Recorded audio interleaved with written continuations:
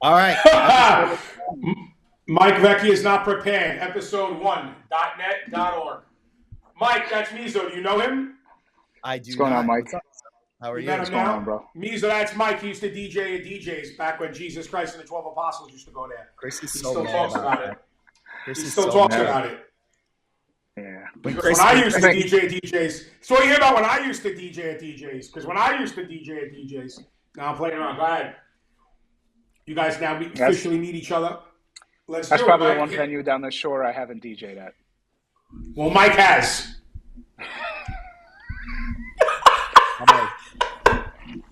sorry. You know All how right, politics so are. You could only do one venue at a time. That's right. Amen to that. Amen to that. So a little bit about Especially Scratch That when Talk you're at that we DJs.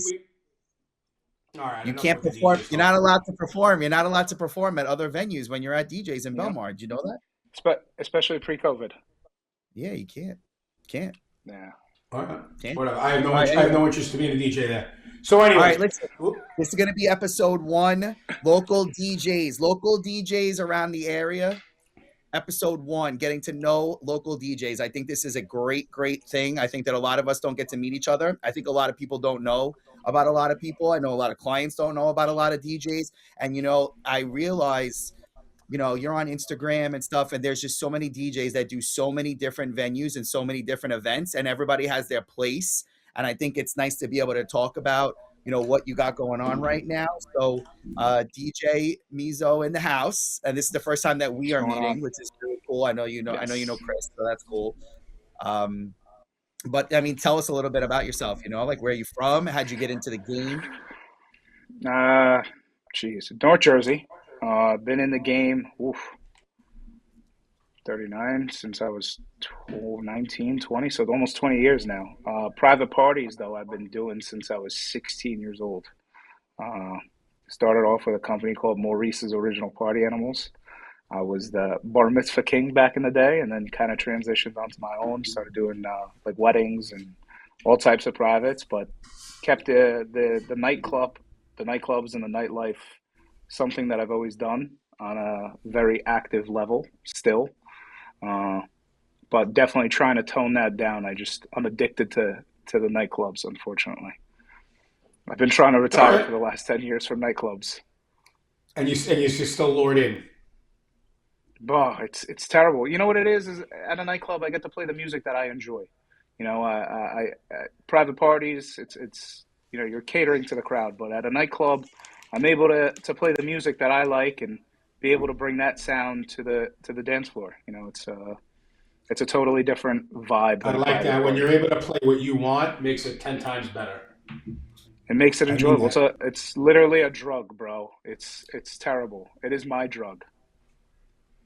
Listen, everybody's got their own little vice. I think it has to Yeah, do and with the that response. It's the response at a club is totally different. Like when you're at a private event, it's a lot of the music is not programmed, but kind of pre-programmed in your head. If you're working every single night of the week, you're kind of going with what works, that. But when you're at a club and you get absolutely, a response from a song, it's nice. It makes you feel good for absolutely.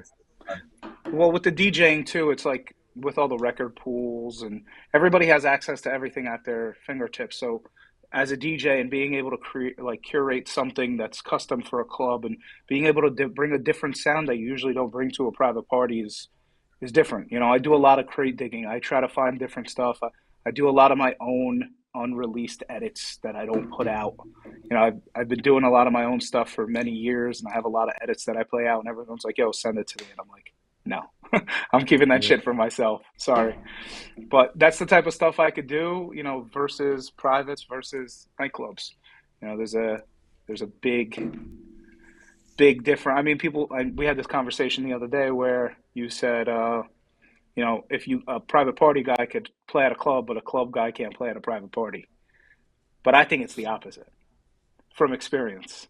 I feel like because what you just said with the pre-program, like you kind of know what you're going into. You have your generic stuff that you're always kind of playing, and it becomes a routine. Like, all right, this is this next one's gonna work. Let's do it, type of thing. But at a club, like you could kind of like throw in curveballs and do different things that you can't really get away with at a private party. I'm going to go against you on that. I Okay. apologize No, because don't apologize. No apology is needed. I went out twice this weekend. Saturday I hung out at a brunch, and Sunday we did a school dance. So yeah, I know that's totally fucking off, but check this out. I watched 200 people on Saturday at a brunch salute the DJ, like all the 200 people. Yeah, yeah, yeah, yeah. Different clientele for different people. On Sunday, some of the same people that were at that brunch were guests at this party. And like people don't understand, like you're not at a brunch. You understand? Like at a private party. Like they want to hear what they want to hear right then and there at a private party. And it's so different than doing nightlife or a day party. Like I think privates, I don't know. It's just weird. So I don't have the educated at a way of putting nightclub, it. at a nightclub. I mean, I do see your perspective, but at a nightclub, it's building. Somebody who's been in the nightlife game for many Mm-hmm. years. There's an art to opening. There's an art to headlining. There's an art to closing. Well, there's no really art to closing. You can play whatever the fuck you want and have fun with it. But I outright being get it. able to be able to open a room and take it from 0 people to building the room up and handing that room over to a headliner, or even playing the whole night and being able to play your hits at peak hour, and being able to build that energy is in my opinion completely different. Where, like example, you go to a wedding, you have your clippets of energy. In the beginning, you're doing your Yes. intros, you're going into your first dance set, then you're getting broken out by dinner, and then you're popping them, you're doing your cake cutting, whatever it is, and then you're going back to a Mm-hmm. dance and you're ending it with dance. Versus that, where you do have those, 45 hour and a half sections of time where you're able to give it the full in, versus a club where you have to build it gradually and build that energy. You're not going to go ham from the beginning. It's in my opinion. I mean, maybe because I'm biased towards the nightclubs and I just love them so much. But building that energy for me is such a high. No, and you know Being what? I don't able to want to cut take you off. You are right. And you know what? If you're educated enough to do that the right way, salute to you. I watched that energy build from nothing to something on Saturday, but I've been chasing that. Like I went out numerous amounts of times this summer just to see. You do your due diligence, right? If you're not working, you go out, you see what people are playing, what people are responding to. I went out 30 times this summer. I didn't get the answer I wanted. there. And I'm not going to shit There's on no art anyone. anymore. Right. There's Thank you. no art anymore. People don't see And it. I was, People don't see it as right. that your openers aren't opening. They're trying to compete with the headliners. There's no. It's not a competition. It's a teamwork. You're building the night. You're building the energy. Uh, the newer guys or the younger cats in the industry don't see that as something that needs to be focused on. But the art of building a nightclub or building a venue or building energy in a venue is lost. Because Yes. unfortunately, because everything is, I mean, everything is accessible to you. Your job as an opening DJ or even as a DJ that's doing a wedding, you're not gonna. I mean, if you want to go in and you want to do those bangers, you do have those 2 hours of time, the hour and a half, whatever it is, are broken up. But you're able to take those at those specific moments and do them at the right times and build those memorable moments at a private. Versus a nightclub, you can't do all of that at one specific time. It's a gradual build. You're going up, and then you're continuing. You're keeping that build for 2, 3, 4 hour period. In my opinion, But I haven't seen that in quite a long time, and I'm still super impressed. it's a What I lost what art, I man. witnessed, It's lost. yeah, what I witnessed on Saturday, I'm talking about it like I lost my virginity, man. I'm serious. I'm still chasing the high, the energy from fucking nothing to 40, 50, 60 year old, not 60, but 38 to 50-year-old people dancing on tables, having the time Yo, of don't their knock the life. 60-year-olds. Never. Don't They knock the out 60 year there. olds, man. They're the best. They're the 100%. best. Yep. Yep. Coming out You there know, with a a buddy broken of hip mine and all. just buddy of mine just took over a restaurant. He's like, I want to get it back to when you played here. I was like, look who you have playing at the restaurant. At 8 o'clock they're smashing music. People trying to eat. They're not even tipsy yet. I mean, Yeah, programming but in the room is 100% different. it's cheap What, my labor. God? It's cheap Right, we What know labor. do what you it do? is. So Absolutely. Even when you that's do vibe dining, though, it's the same thing. Like, right. you can't just But go in vibe dining and you're gonna vibe hit dining didn't bangers from bring the people. beginning. But it brought it back, vibe dining, because you're giving It that does. DJ 5 hours, 4 hours to be able to run through different genres and create different vibes. But in the club scene now, just like that kid Petey said on Instagram the other day, Chris, that we were talking about, was they do a nightclub and there's 7 DJs and everybody gets a 45-minute set.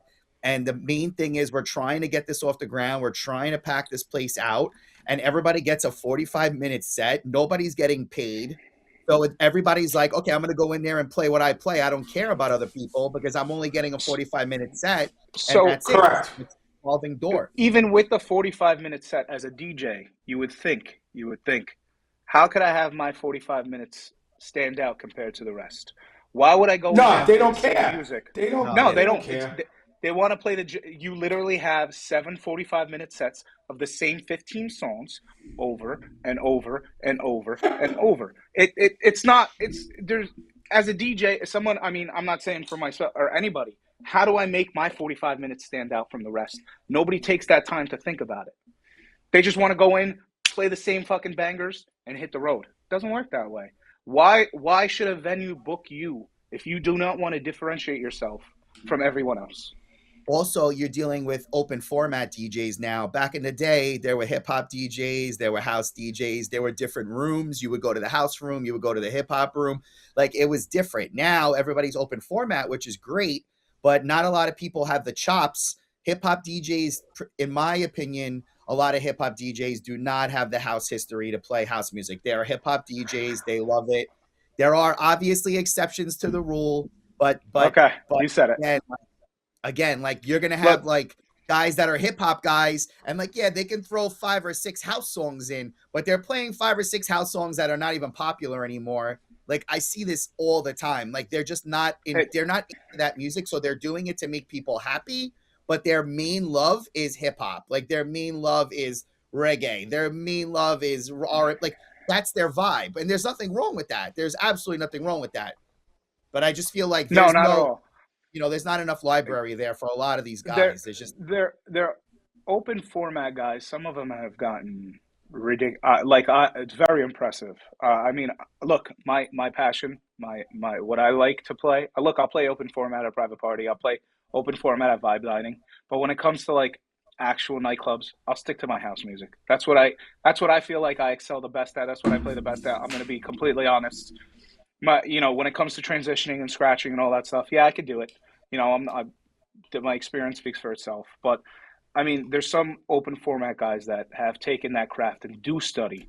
It goes back to it is how do you differentiate yourself from the rest? You have some of these open format guys that play some rooms, like higher end rooms, whether it's Manhattan or even in Jersey, they know what they're doing. Like there's some guys out there that are really good. Marty Rock, I mean, he started doing brunch with us this season at Batagra. I mean, I'm like, okay, Marty, I've known Marty for 15, 20 years now. I'm like, Marty, when did you start playing this type of music? Like, I was really feeling it. Shout out to Marty. But, there's guys out there that definitely know what they're doing, but it's just, again, being able to differentiate yourself from the pack.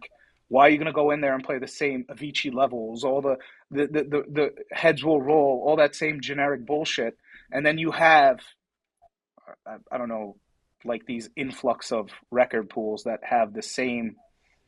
I mean, Fucking Taylor Swift over levels. Like, what are we doing here? God. What are we doing here? Thank That's you. like my biggest joke Thank with all the you. guys. I'm like, I'll listen to it. I'll send it out. I says, I want to hear this weekend. They're like, you're out of your mind. How many? Enough. How many versions of Rihanna do we need? We can't stop the music. Like, come on, bro. Like, enough is enough.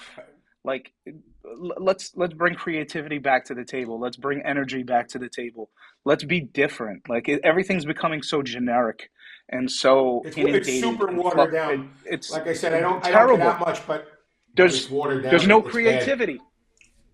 I mean, you look at your party, like with what you're doing down in your ski party. Brothers Daily, yeah. Phenomenal idea. It's my Brothers friend. Daily. It's my friend. Awesome. It's dope. It's dope. My friend Adam put me on. It's his family's place, and I was like, let me give it a shot. The last one you had, you had Shelly and you had What's her Well, name? yeah, they the venue booked them. We did the production for them.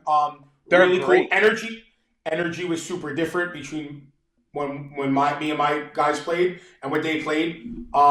They're actually not doing it anymore. The town's ready to hang everybody. So unfortunately, that came to an end. It was supposed to be what's coming up, President's Weekend. It was supposed to be the Yeah. final one was supposed to be President's. They canned it, but that was a super dope concept. But what I don't get Different. is, and I'm not talking about Brothers Daily in general, I'm talking about everyone claims to be a DJ, but you're just playing music. That's all you're doing. Like you're not controlling a room anymore. There's no more controlling a room. There's no more like, dude, if you're a 20-something-year-old kid and there's a group of 15, 20 bad bitches standing there not moving their fucking shoulders, switch the There's no fucking such thing music as up. there's no such thing as crowd control anymore. You used to be able to control a whole crowd with the music you're playing. I Whether watched it's singing along. Gentile control the crowd on with the mic and the music on Saturday. It was what I was chasing for the last 2 years. Because like I said, this summer I went out a couple dozen times, and I'm like, okay, so I don't have to change. He's a mobile guy. Right. So what? Mobile guy. That's the difference. He had 250 fucking people dancing. I'm saying I'm giving him credit for it, but what I'm saying is that he knows what he's got to do because he's mobile seasoned. guy. Like Yeah, you're not gonna there you go. You're not going to put a mobile guy in a club. You're not going to put a mobile guy in a club who knows how to move 200 people at a time because he does it every single weekend. And if he has to get on the microphone to amp people up a little bit, he can. Where if you get a DJ at a club that doesn't speak on the microphone, how many DJs do you know? Hey, I don't speak on the mic. Mic work is definitely perfected at a private. Mic work is 1,000 perfected at a private party. You don't get now. Do you feel that you need that? Do you feel that you need to talk on a mic when you play? So that's a great question. It depends on the venue. If I'm doing straight house music, man, I let the music speak for itself. If I'm doing like a Batagra brunch, you'll hear me get on once in a while. I don't overtalk, even at a private party. To be honest with you, there's nothing worse than going to a private party and the MC does not shut the fuck up.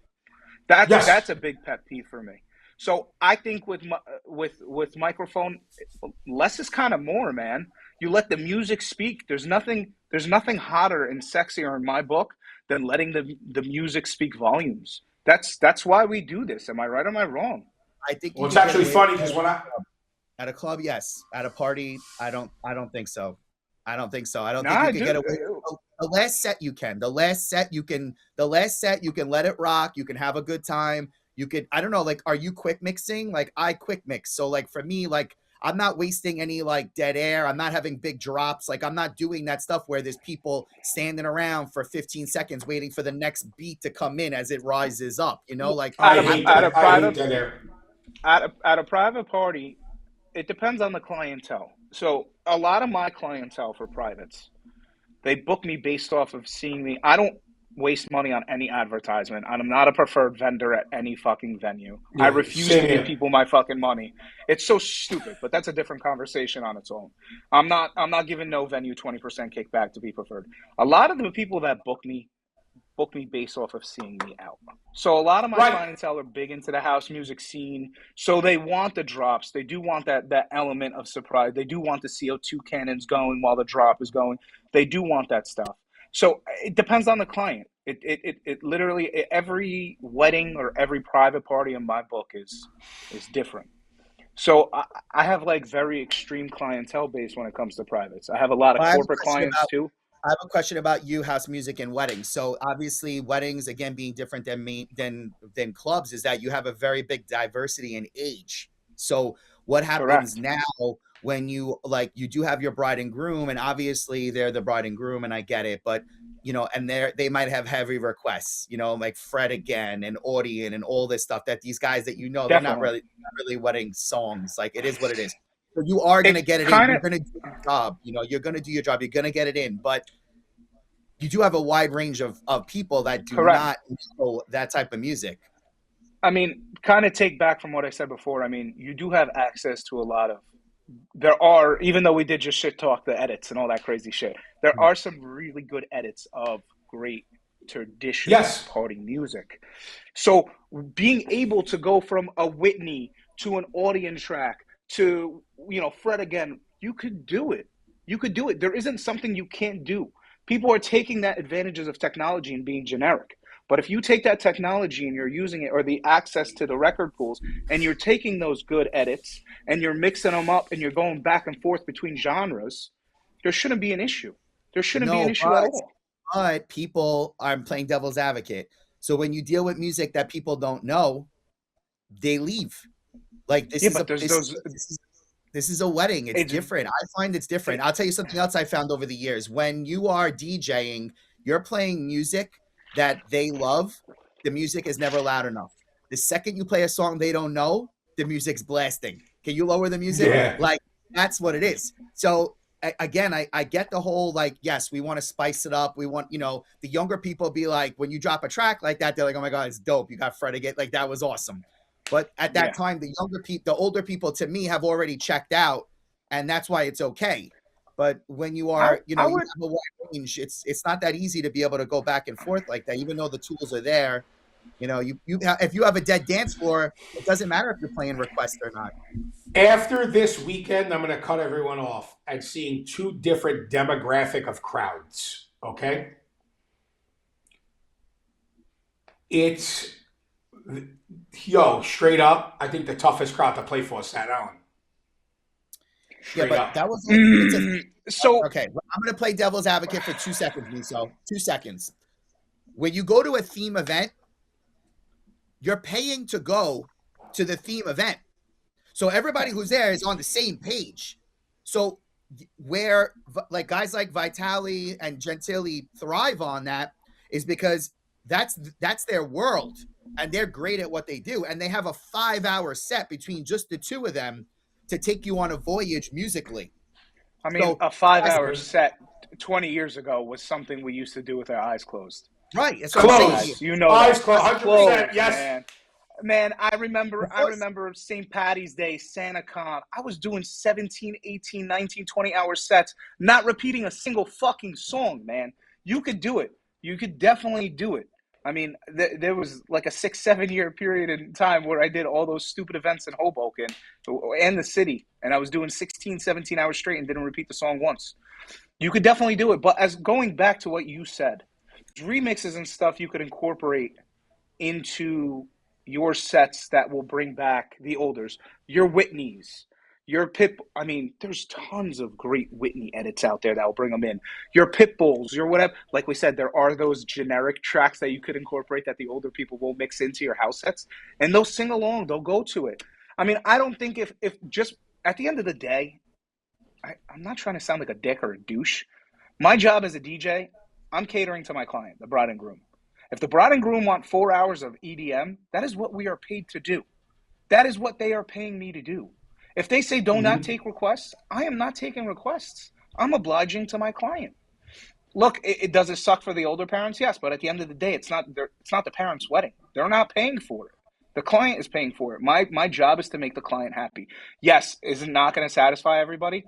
You do have to break it to your client that there are going to be periods of time we're going to be playing the songs to keep the older, which is when I keep in my first set, like during that after intros before dinner set. I'll kind of keep the older crowd engaged and keep that second half of a wedding for the EDM and the fun and the crazy raunchiness and all that good stuff, the crowd surfing, whatever it is you want to do, the CO2s, the confetti cannons, whatever it is that they want will be mostly during that second set after dinner.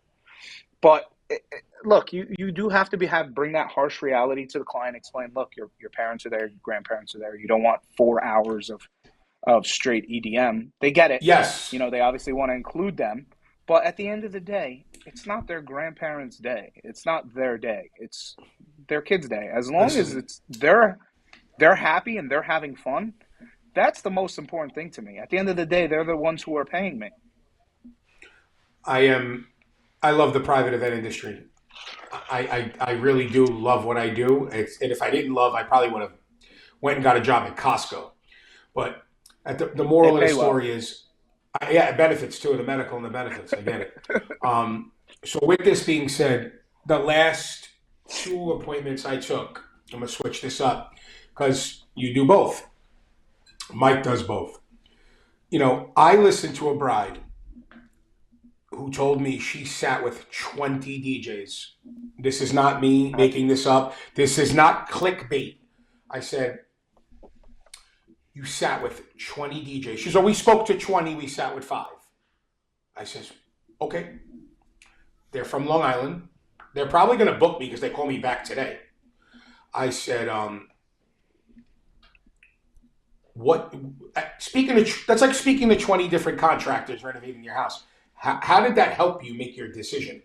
I said 20 different people told you 20 different things. But the point of me saying this to you is 20 DJs, 20 companies, they all sold her gear. They sold her photos. That doesn't I sent Mike 3 out of 10 photos that were sent to me. I says, is this for real? And then I couldn't talk to him after that because I was busy yesterday. But I said, what do you want me to say to you? Like, because some people are like, Ox is a dick. I'm not being a dick. What am I supposed to say to you? You're tarnished. Are you booking? You're fucking you're tarnished. You talk to 20 different DJs. Like, what am I supposed to, what do you want me to say? I could get you Mike Vecchio with the brown jacket and the hair?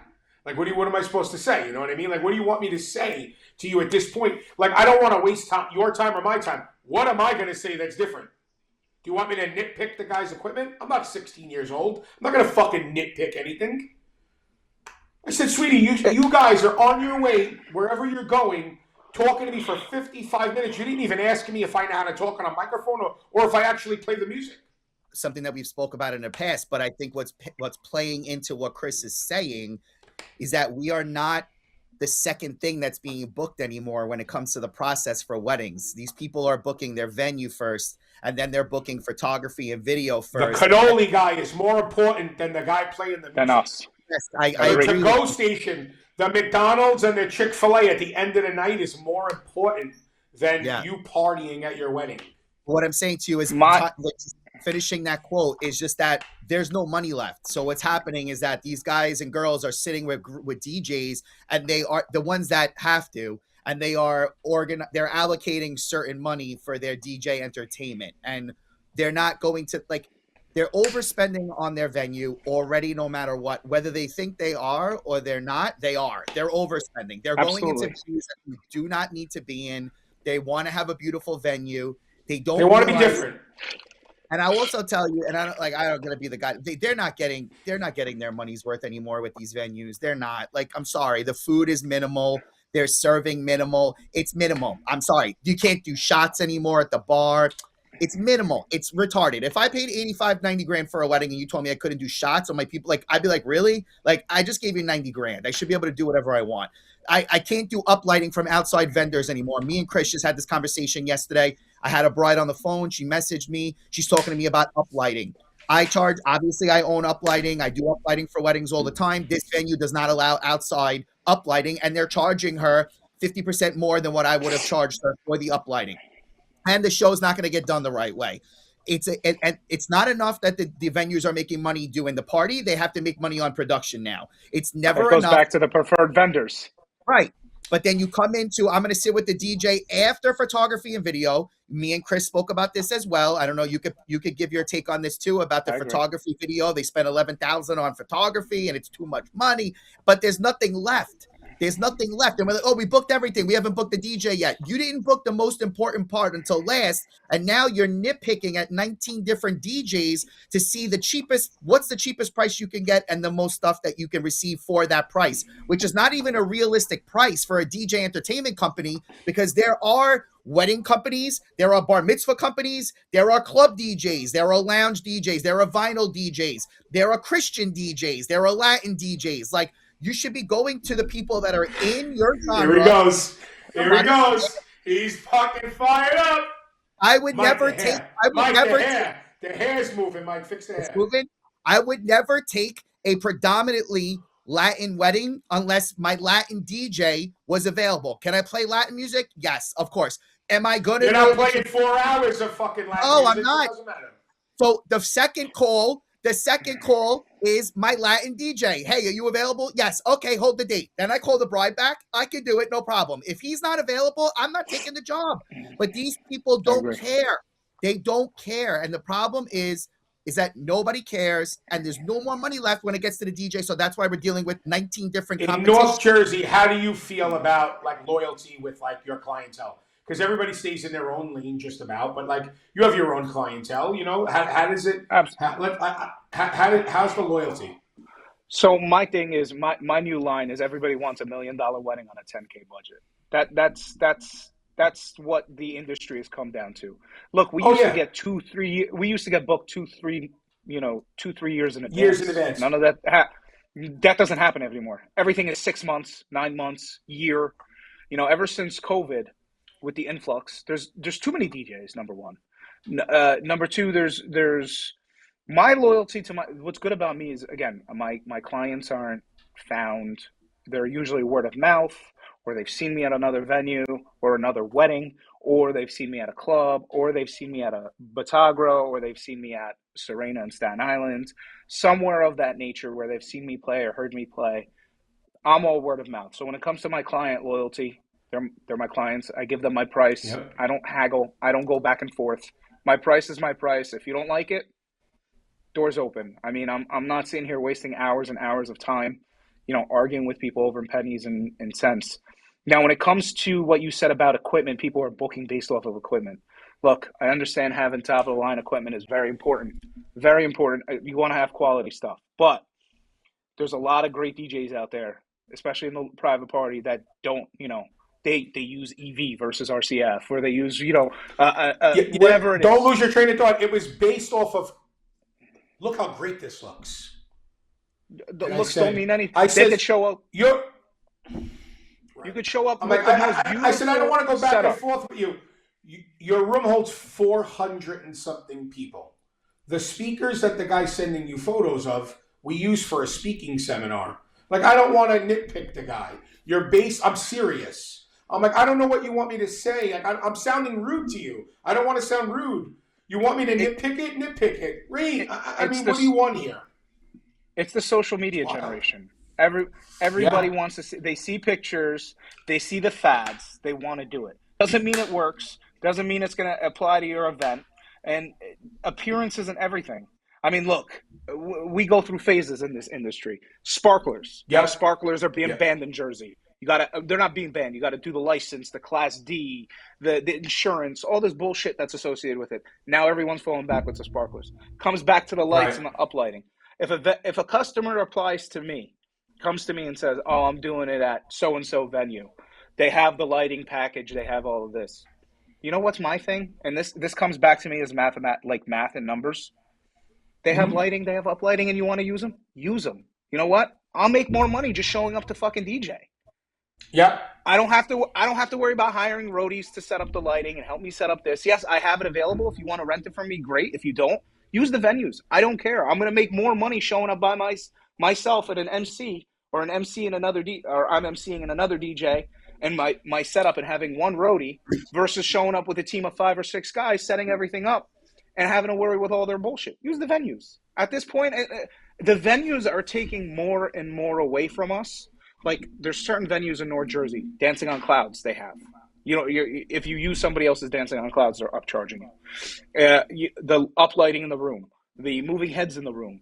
A lot of these venues are being built for plug-and-play setup. Now, there's venues you can't even use your speakers in. You have to use the venue speakers. Yes. And the venue speakers are terrible. I don't agree with venues doing production. I think it's irresponsible. I don't like it at all. I agree with you, but at the end of the day, does it save me a headache and a bunch of BS? No, it's taking money out of your pocket. If you charge it is taking money out of my pocket, but uplighting just took $1,000 out of your pocket. I don't care about dealing with a headache I don't care about dealing with a headache if I have to put an extra guy on the job, which I don't with uplighting, but like uplighting around the room, it cost me $1,000. Why should, and it's not even being ran the right way. They're putting it on one color for the entire night. It's correct. Yeah, but Mike, not to sit here and talk over you. It doesn't even matter at this point because the fucking bride doesn't care. And I hate to be there. I'm not trying to go against anybody. They don't care. They got it. You know what I'm saying? They got it for whatever they got it for. They're going to care when you raise your price. Here's a great question, Mezo. So you go into a venue. We know the venues you're talking about. You go into a venue and there's lighting on the ceiling, and they sold them. That's 90% of the venues now. 90% of the venues. But it's optional. It's optional. Okay. So now they sell them a $4,000 package. All right. Now they want you to DJ MC the wedding, and they say, just bring your lights if you want to bring lights, but we don't need anything else from you because we got everything else from the venue. Now, normally, I won't take a wedding at the Shadowbrook if they book the in-house lights. I'm not standing on a 30-foot stage by myself. So you got to decline the job. Okay. Here's my question though. So you're doing your DJ MC and your lights. You're not doing anything else. Are you raising your price for your day? Because now you're there. It's a 10-hour day. You're there 6 hours at this wedding. And now you're not making any money on anything else. So here's what I do. And it's all based off of my clientele. And this is going to sound kind of fucked up, but it's the goddamn truth. I charge what I charge for DJing. That number does not fluctuate. That's my number. That's it. You want to book me to DJ? That's it. That's my number.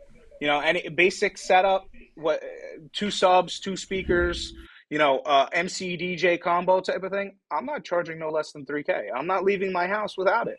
It is what it is. That's the God's honest truth. Facade, 2 speakers, 2 subs, the great sound, basic setup. You want to add anything else? Add something else. That's my number. If you don't want to pay the number, you're paying for quality. You're not paying for quantity. You're not paying for lights. You're paying for my services and my experience. Yeah, be able to read that room it's not enough for me. It's not enough for me to go do a wedding for $3,000 for an 8-hour day. I said this to Chris the other day. There's no money in DJing. The money is in the extras. The money is in. How many people are you taking with you for the $3,500 wedding or the $3,000 wedding? In my opinion, if I'm adding the lights and I'm adding all of that stuff, I'm making my nut regardless. In my opinion, that's my rate for me. That's my rate for me to bring someone with me, or that's the rate to bring another MC. That's my rock bottom price. I won't go below that. Wait, so you do the party wedding, but wait, you do the wedding by yourself? No, I never do anything solo. It's a 2-person crew to start. Yes, Mike. Doing a wedding solo is so tough. Why? You're coordinating intros. You're lining people up outside. You can't do a wedding by yourself. You can't. It's physically. And if somebody tries to convince you and say, "Oh, we only need 1 person," you're still going to pay the premium. I'm not budging off of my number. I mean, it's so difficult to do a wedding between dealing with a maitre d' and intros and lining people up and making sure dinner's out on time and getting people seated for dinner. And it's too much for a DJ MC to do all of it in one. If it was like a 30-person wedding, 25-person wedding, anything under like 50, 60 people, maybe you could do a 1-person. But anything once you hit over 75 to 100 people, 1-person wedding is quite impossible. Like you physically cannot do it. You're overworking yourself to make pennies. I don't know when the one-man wedding. I don't know when the one-man wedding thing started or how it started. God bless the COVID. They think that they created the push-up bra. I mean, it is what it is, man. Where are they starting? Where are they starting price-wise on a 1-person wedding? And if they are starting at $3,000, why would you rather have 1 person instead of having 2 people for $3,000? Like, how is a 1-person wedding even relevant? Why would they even want to do that? So my sales pitch, when it comes, I wouldn't even say a sales pitch. My mentality behind that is the coordination, the effort that goes. Just because you're on a microphone and talking, that's not all you do. You're running back and forth to the kitchen. You're dealing with people intros, speeches. Like you're leaving behind the decks to go give them a microphone for speeches, or you're setting up a microphone and having them walk up to it. Like, don't you want to be on the main floor, introducing people, acknowledging people, making those memories or those moments memorable for those people? One-man DJ is is cool if it's like a corporate event and there's not really emceeing or there's no hosting associated with it. But a one-man DJ should anything under like 50 people is impossible, dude. Like there's too many moving parts, and I think that comes back to COVID, because in COVID everyone was adapting and improvising. Backyard weddings, tent weddings, this, that, and the third. They were trying to get creative so they could keep cash flow going. I almost became an alcoholic in COVID. My neighbors were dropping off bottles of Tito's to me when I was DJing. You know? But you're right. So you think COVID did it? That's your opinion? No, honestly, I'm not fooling around. COVID did it. I mean, before COVID, there was the one man thing never existed. You're correct. I'm asking. I'm not arguing.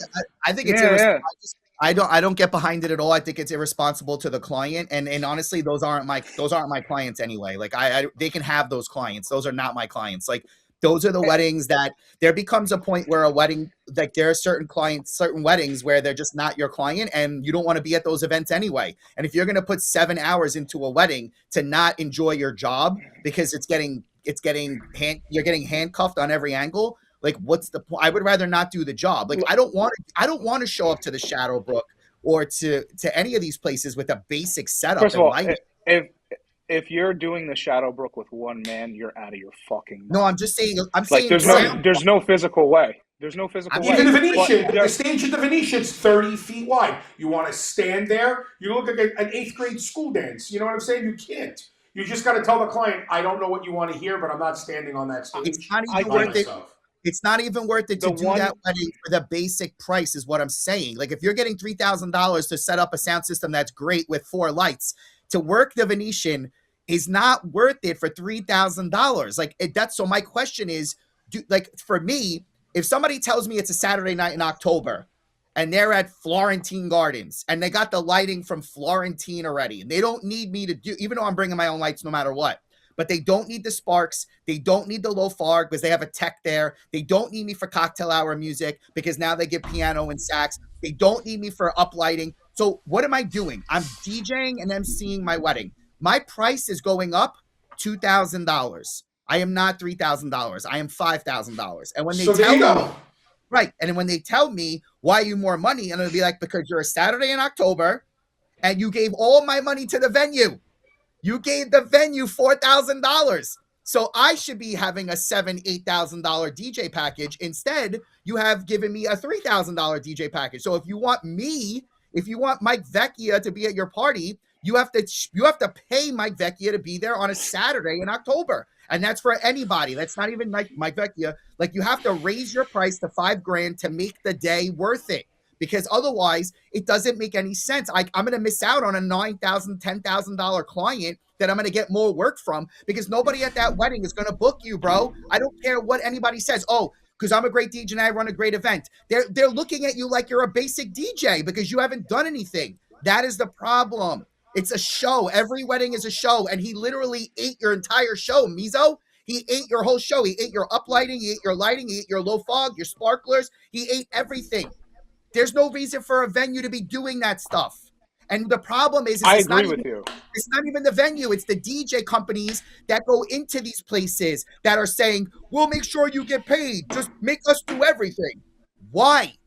So then you want me to come and work a wedding for 5 hours and bust my ass for my client to make $2,500? I'm not doing it. You might as well just give the whole wedding. It's just not the 5 hours. It's the 2-3 days. It's the 2 years. It's the 2 years before the rapid fire of text messages.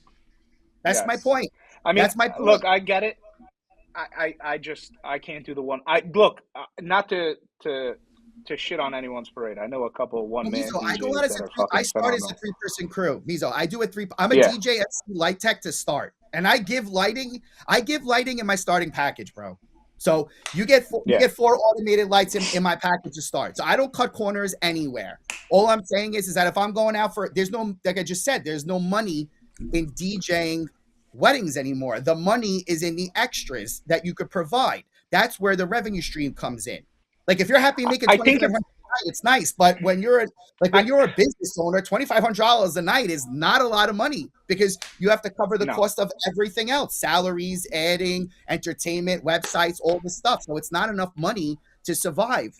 So that's why a lot of guys. It's also based on. I think it's also based on where you get your clientele. Let's be honest.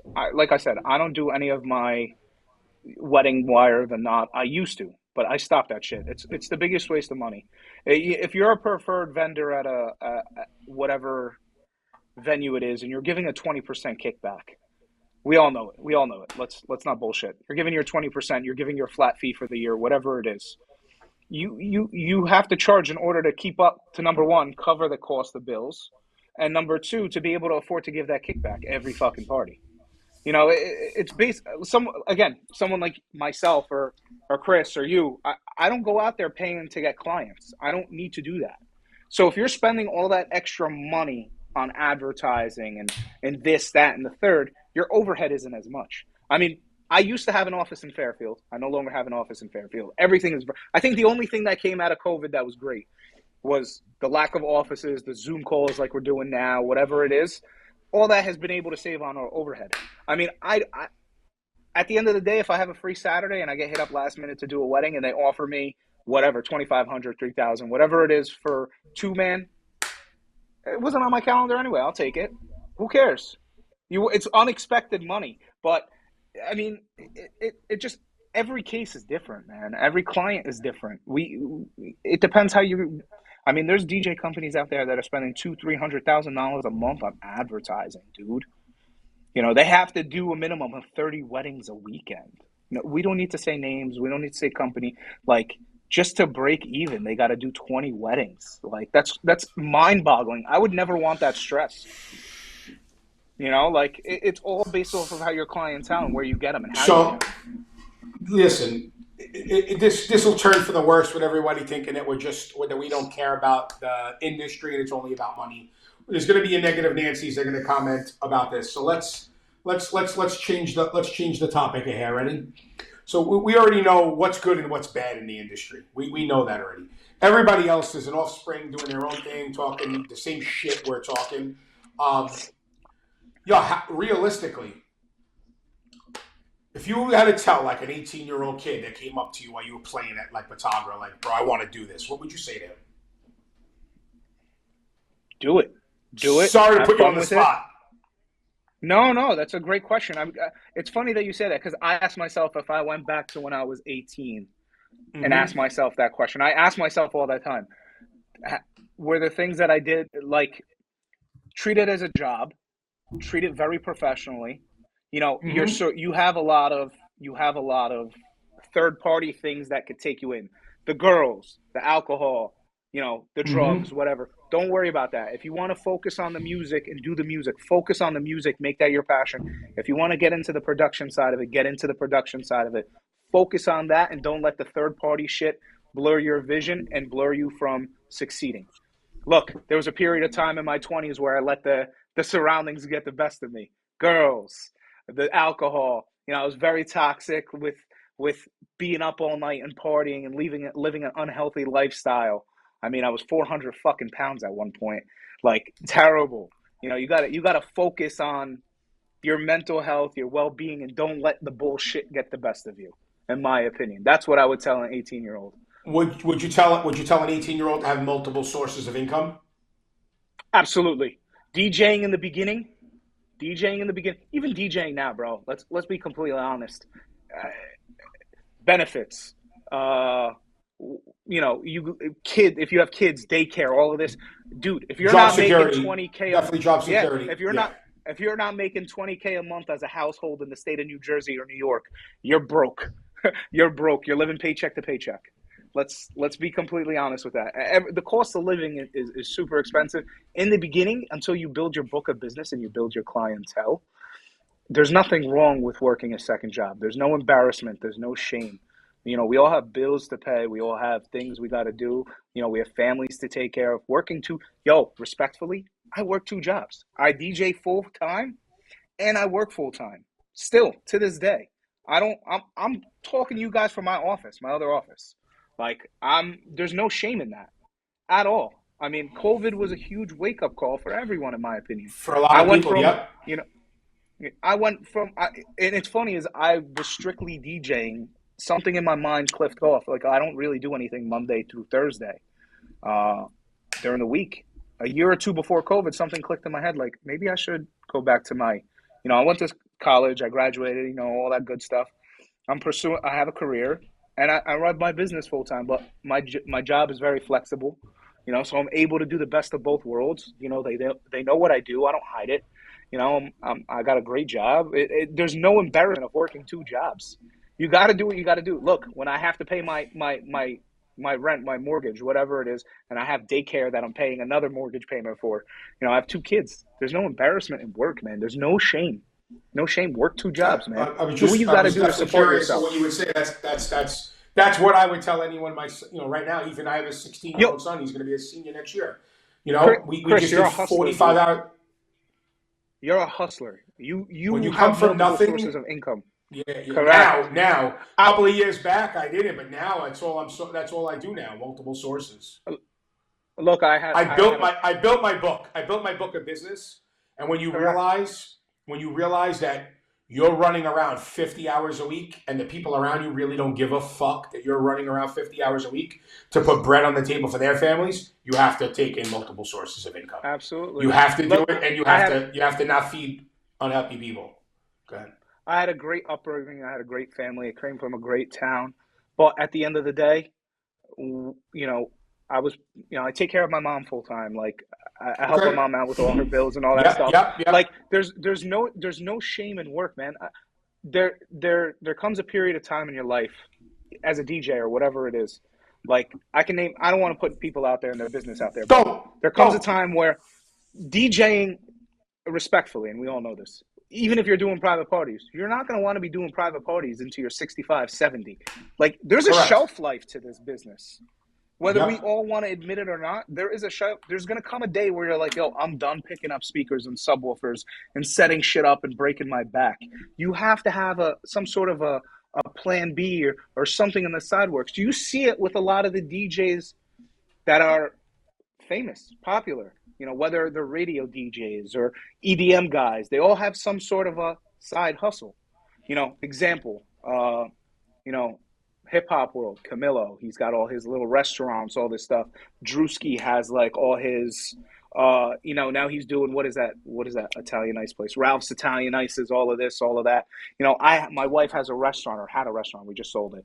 Like all this, you have to have multiple sources of income in today's society in order to survive, especially in the tri-state, man. The cost of living is through the roof. I mean, if you're able to make it on just your DJ income, God bless your heart. But you can't just plan for today. You got retirement, you got kids, if you have kids, or you have insurances, shit that pop, surprise bills, equipment that's damaged, maintenance, insurance. I mean, my insurance last year was, I went up probably $2,500 to $3,000 just for the year, just from all the bullshit that's going on and the gouging. So like, how does that all add up? Like if you're able to survive as a young man or as a young female and you don't have a family and you're able to get away with it, I did it for 10 years, dude. 12 years. But I didn't have anybody depending on me. Now it's a different industry. Now it's a different time and age and day and time. Like you have to think about that future step. And so again, if you're producing going into 2026, what do you see as the future of the DJ industry? What do you see changing? What do you see not changing? Technology is definitely changing. Things are becoming a little bit more generic, but you have a lot. There's a lot of tools out there that can make your sets creative. People aren't taking those into effect. Example, you use Serato. You got stems. Man, the things you could do with DJing now that you couldn't do 5-6 years ago is you could, we say all these edits and mashups. You could make all these edits and mashups live. People love that show. People don't put it on. Technology will definitely help. It's never ending. There's always that new fad or that new thing that's coming out. So I'm gonna cut you off. I'm gonna cut you off for a second, and I apologize. No. Mike, go back to your original question. What did you just ask? What does 2026 bring? I said for 2026, what do you see different? What do you see different in the DJ industry? Whether it's good, bad, changing, not changing. What do you see?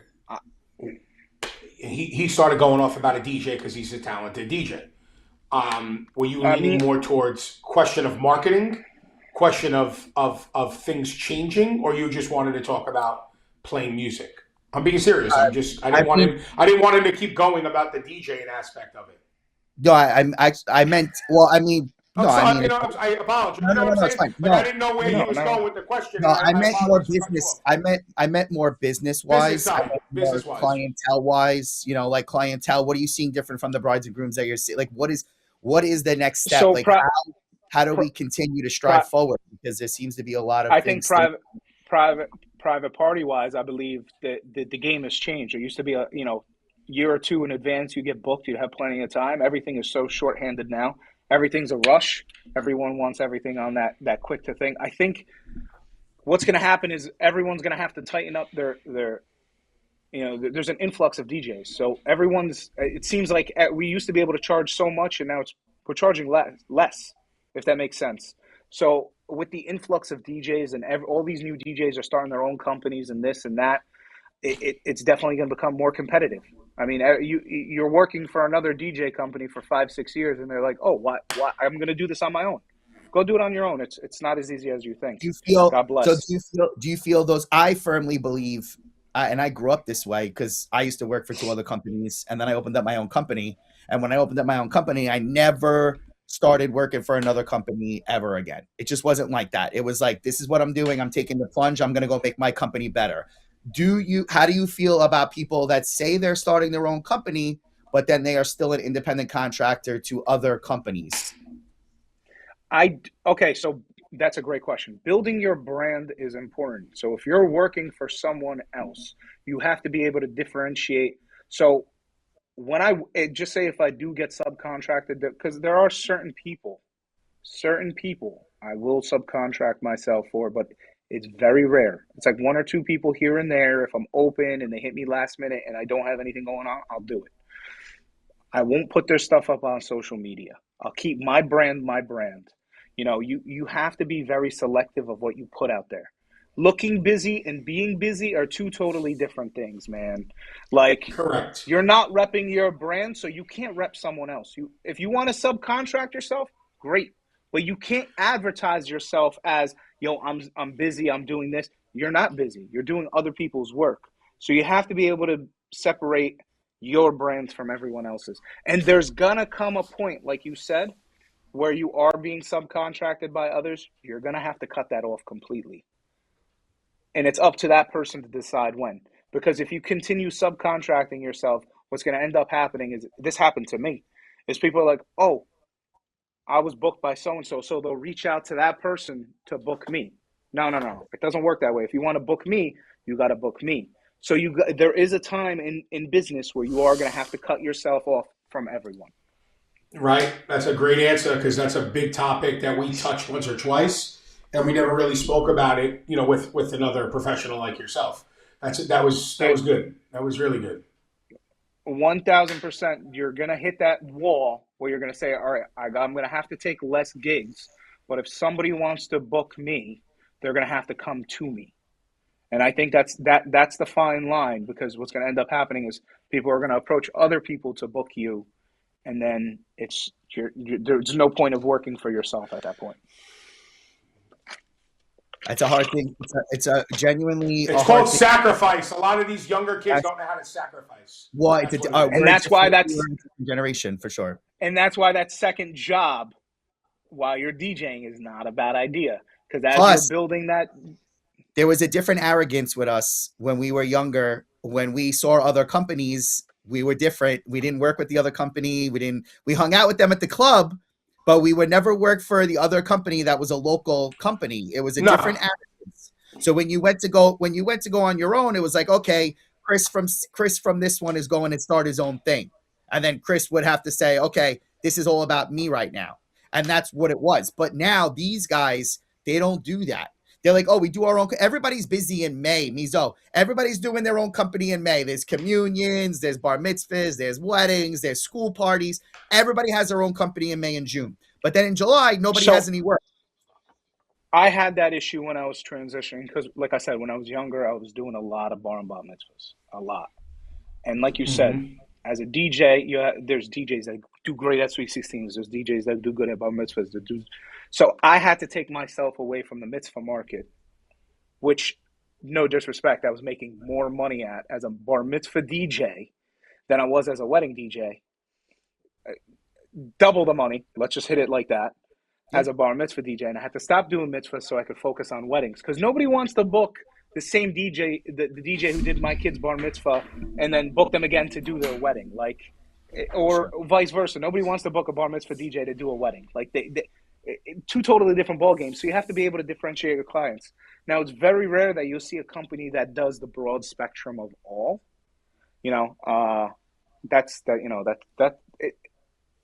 Man, who knows? I can't keep up anymore. I'm not a fan of it. I stay in my.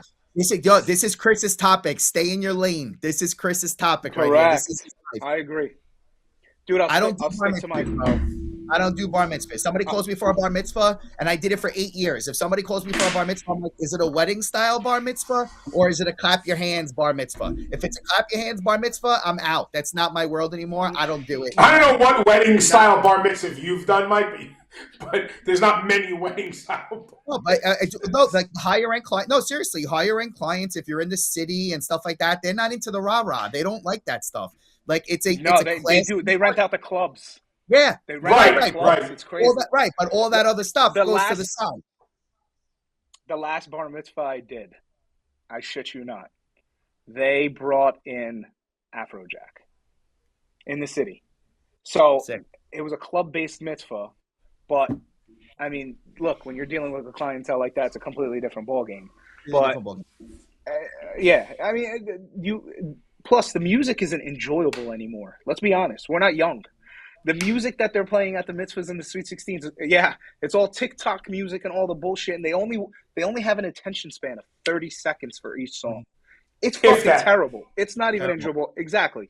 It's not even enjoyable, man. So to do something for the money that you don't enjoy has a shelf life. And you're dealing with people, big companies, that you can't really compare bar mitzvahs and weddings, because the bar mitzvah budgets are next level. And then you get wedding budgets that are like 25% of a bar mitzvah budget. So it's mind-boggling. Is easy when the party's $14,000, $20,000 to give a DJ to give them double pay of a wedding is not a problem. But when you go to a wedding and spending that type of money, you're like, bro, relax. This is not a bar mitzvah. They're spending $15,000 on swag. Like, what the fuck? Right. Yes. But you only want to pay me as a DJ, 2K? Yeah. But you'll spend $15,000 on throw pillows you're never gonna fucking use again. Are you make it make sense for me? Unbelievable. That's why a lot of these companies get into that stuff too, and they start doing all that stuff in their warehouse. They're like, we can make t-shirts, we can make pillows, we can make hats, because they know. Are you a DJ or are you a t-shirt company? Like, you're diluting yourself. They make more money. You're not going to be taking. They make more money on the extras, Mezo. There's no money in DJing. I get it, but hard to follow. I mean, look, I'm old school, man. I'm doing it for the music. I'm doing it for the love of the music. I'm not at the end of the day, if I make extra money doing the lights, there's sparklers and that, God bless, I'll take the money. I'm not going to say no to money. But if I'm not enjoying myself doing it, and you're able to do that because of a second source, third source, fourth source of income. That's how you're going to wrap that up. That's the only way. That's the only way you can do it and enjoy it, because you're not relying on the money. Correct. But I could also fall back and do the nightclubs. Correct. So there you have it. That's the perfect way for any young kid that's running around. I have a question. Who should get paid more, a wedding DJ or a club DJ? Depends on the club. Depends on the volume, bro. Depends on everything. Yeah, you're DJing at Marquee in the city. It doesn't matter. It doesn't matter. It could be an afternoon party. Listen to me. I still am going to tell you this. There's a very big difference from the private Monmouth County 5-borough private event DJ to a guy that could go in to Tuesday Baby Tuesday. What venue is that? Tuesday Baby Tuesday. What is that? Nebula. And do a Nebula mitzvah on a Saturday afternoon. Two opposite totally sides of the coin. So look, I do Nebula money, Saturday and everyone's going to contradict you, right? But like I said, Who's When there I on Tuesdays? completely. Shortcuts and the other one. But Shortcuts can rock a private party too. Joey's Because been he's a private DJing party guy. 25 Shortcuts years. is nasty. Joey's nasty, man. He's I been don't care DJing what 25 Joe. years. Correct. And he So when has. he goes into a private event and he has the clientele that's seen him here, there in the city, he's like, I want 5,000 to do the wedding. I want 5,000 to do your backyard, fucking 4th of July party. He's gonna get it because he has the credentials that makes the value of why he wants what he wants. I agree with Yahtzee. you. I agree with you. But I won this battle. I don't have to agree with Chris. Me either. I don't have to. I agree with him in the sense of like I just want to get a sentence in. But I had an incident. Not an incident, but I hired a guy through a friend. It was allegedly supposed to be an Israeli party, and it turned out it was not an Israeli party. It turned out it was just a disco night, like great time, great people. Client had a lot of money. It was through an event planner, and the event planner told me that I had to have Israeli music.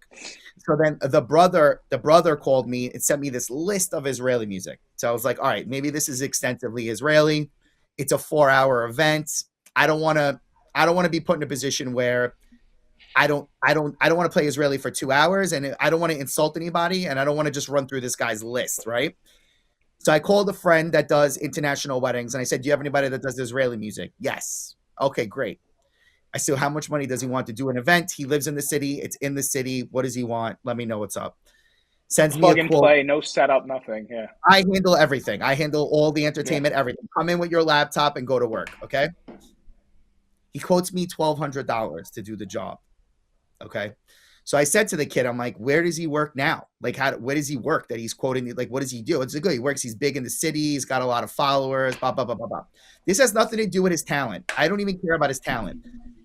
But the point is that you're quoting me $1,200. I don't know who you are. I have no idea what I'm getting from you. So I let you go do this event. You did not have the disco library that was needed. You were great with the Israeli music, but you didn't know anything else. The kid's 23 years old, $1,200 later. I ended up quoting him $1,000. He said, I'll do it. Don't worry about it. I said, fine. So $1,000, he came and he did it. Now, I don't see where these numbers are coming from. Like, I just don't see it where these young guys see the older guys. And this is happening with sax players now too. Sax players with great marketing charge all this money, and then sax players with no marketing are raising their prices because of the guy on top who's getting a lot more money. That's not the way it works, bro. Like, just because he's getting all that money, he earned that money. He lives in his marketing. He's got 30,000 followers that are genuine.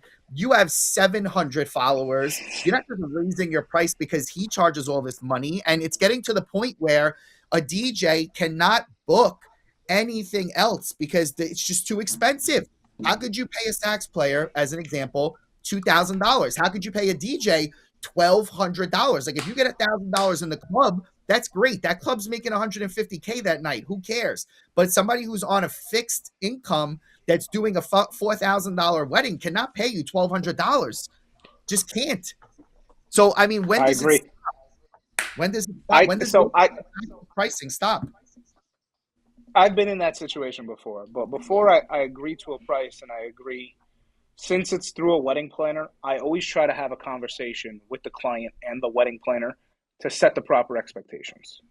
That's one thing I've always done. I don't give a price till I hear the client's voice and set the proper expectations, especially with a multicultural event like that. Look, I'm Egyptian.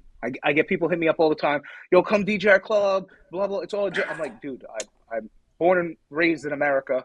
I probably know like 5 Arabic songs, and they're the generic shit that everybody listens to. I can't go rock a fucking party for 5 hours of Arabic music. Impossible. Do I have DJs that work for me that do it? Absolutely. But just to be able to set those, and then I would never do a party if I don't know the genre of music. Arabic, I know here and there. Because I did do the big bar mitzvah market, could I rock an Israeli set maybe for like an hour? Sure. But I can't do a 5-hour party. But I wouldn't even know where to go. I mean, the industry's so fucking inundated. And people pull in numbers, it's the easy money factor. Everybody thinks social media, oh, I'm a this, I'm a that, I can make easy money. And at the end of the day, life ain't easy and money ain't easy to make. So reality's got to set in, and people have to. I'm going to add to that, not to interrupt. I'm going to add to that in the sense of every single person that works for every company now is an independent contractor. They're not an employee. So their hours are, I got to get paid for my hours. So I got to get paid $500. I got to get paid $400. I got to get paid $600. I got to get paid like you, Mezo, you book a 50th birthday on a Friday night in February. All right. You going to work. One Okay. man show. How much you charging for this party? There's 75 people at the party. I mean, honestly, how much are you charging? Throw a number out. That's Basic a setup. Okay. Basic setup. No lights. $1,200. Okay. So now $1,200. Okay, so that's my rock bottom one-man show, mitzvah, communion, whatever type of party it is. $1,200 is the lowest. Now you have. If you're doing a party, but wait, you can't do the job. $800. Why? But you can't do the job. You're not available. But you own the company. So now you're like, I'm going to get one of the guys to do it, right? Because you want to take care of your client. You've done other events for her before, and you don't want to just send her off into the wild. You want to. Plus, you don't want to lose the client. So you call your guys, and you're like, yo, you available for this night? And they're like, yeah, I got it available. What do you want to do? I'm like, oh, I got a 50th and I'm birthday. doing the straight alley-oop. No, I mean, if I'm doing a straight, I'm giving them the client. I'm doing all the work and hooking up with the client. Yes, you're doing everything. Mike wants to know your mathematical equation. Go ahead. No, you're not doing anything. You're sending the guy there, but he tells you that he wants $1,200 to do the job. No. My question: if I'm meeting with the client, right, and I'm hooking up somebody else with the work, and I'm charging the client, I'm giving that guy anywhere from $800 to $1,000 with his setup. I pay real well to my guys, so they keep on working for me. I'll keep $200 for doing the dirty work. He would have never had that party without me. Yes, but do you feel that $1,000 is too much money? Look, like I said, I would rather. I'm playing devil's advocate. That's fine. That's fine. I would rather give somebody $1,000 that I know is going to give me quality work and represent my brand well. It goes back to brand, though. If you're representing your brand and you're trying to make your brand stand out compared to the rest, I think paying that person $1,000 is worth it.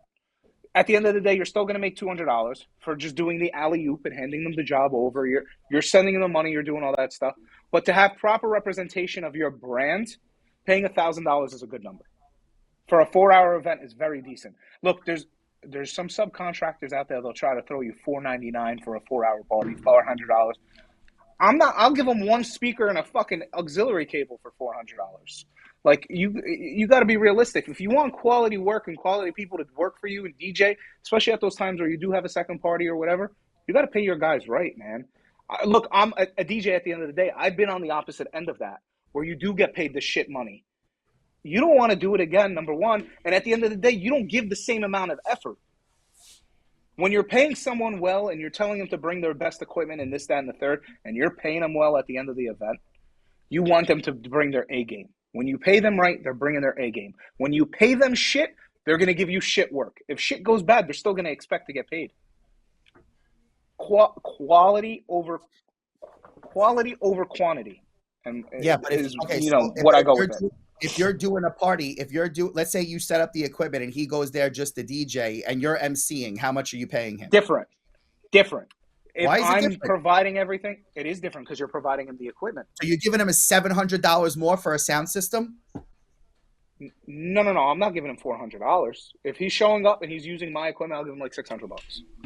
So you're giving him $400. Fair number, dude. If he's bringing the equipment, I'll give him $400. Correct. Mike, at the end of the day, you got to lock in more work. That's just what it comes down to. Yeah. These kids want to get paid. Doesn't seem you got to lock in more job in general. You're a business. We're business owners. We're the one who's providing the work for everybody else to work. We're not supposed to be like. And I sound old when I say stuff like this, Chris. But you're the guy who's grinding. You're the guy who's driving around for appointments. You're the guy who's not getting any pat on the backs. You're not even getting a thank you when they work Friday, Saturday, Sunday. You're running around promoting the company. You're DJing at Brothers Daily just to get out there and you park your van. You drive your van to Santorini so it's outside the restaurant. You do everything you need to do for your company. And then when you book a job for $1,100. Because at the end of the day, you could talk to anyone that runs around that says they have a company. They do not have a fucking company.